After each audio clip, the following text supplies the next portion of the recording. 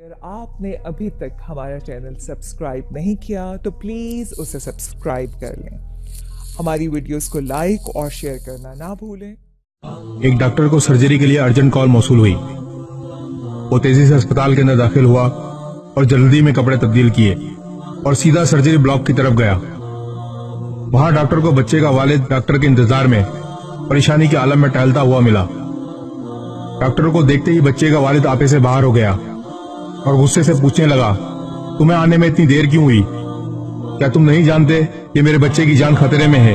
تمہیں اپنی ذمہ داری کا کوئی احساس ہے یا نہیں؟ ڈاکٹر نے مسکرا کر جواب دیا، مجھے معاف کریں، میں اسپتال میں موجود نہیں تھا. میں اطلاع ملنے پر جتنی جلدی ہو سکا یہاں پہنچ گیا. اب آپ اطمینان رکھیں تاکہ میں اپنا کام کر سکوں. اطمینان؟ بچے کا باپ غصے سے چلایا، اگر تمہارا بیٹا یہاں اس کمرے میں موجود ہوتا تو تم اطمینان رکھتے؟ اگر تمہارے بیٹے کا اس وقت انتقال ہو جائے تو تم کیا کرو گے؟ ڈاکٹر نے ایک بار پھر مسکراتے ہوئے جواب دیا، ہم مٹی سے بنے ہیں اور ہم سب کو مٹی میں ہی واپس جانا ہے. آپ اپنے بیٹے کے لیے دعا کریں، ہم اپنی پوری کوشش کریں گے. جب خود پر نہ گزرے تب نصیحتیں کرنا آسان ہوتا ہے. بچے کا والد زیر لب بڑبڑایا. سرجری میں کچھ گھنٹے لگے. ڈاکٹر خوشی سے باہر آیا اور والد کو خوشخبری دی کہ آپ کا بیٹا خطرے سے باہر ہے.